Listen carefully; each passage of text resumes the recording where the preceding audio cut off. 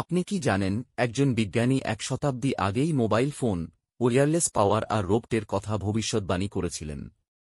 হ্যাঁ, তার নাম নিকোলা টেসলা, ইতিহাসের সবচেয়ে রহস্যময় প্রতিভা। 1856 সালে সার্বিয়ার এক ছোট গ্রামে জন্ম নেন টেসলা। ছোটবেলা থেকেই তার মধ্যে ছিল অদ্ভুত কল্পনা আর অগাধ মেধা। তিনি স্বপ্ন দেখতেন এমন এক পৃথিবীর, যেখানে বিদ্যুৎ বাতাসে ভেসে বেড়াবে, তারবিহীনভাবে সবাই পাবে শক্তি।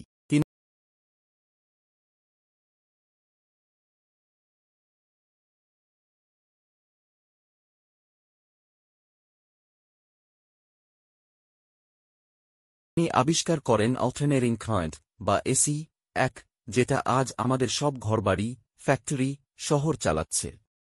কিন্তু টেসলার স্বপ্ন এখানেই শেষ হয়নি। তিনি চেয়েছিলেন তারবিহীন শক্তি পাঠাতে, যেন পৃথিবীর প্রতিটি মানুষ ফ্রি শক্তি পায়।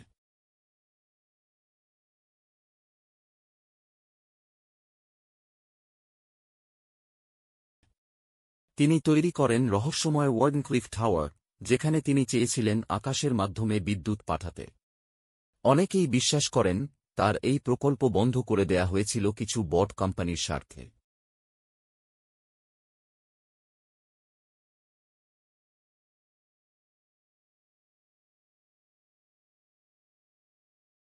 টেসলা এমন কিছু ভবিষ্যদ্বাণী করেছিলেন যা আজ বাস্তব: mobile phone, robot, free energy system, আর ওয়্যারলেস কমিউনিকেশন।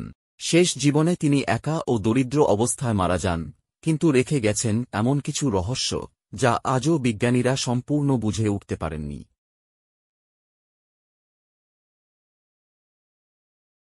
টেসলার আবিষ্কার গোপন রাখা হয়েছে। মন্তব্যে জানাও।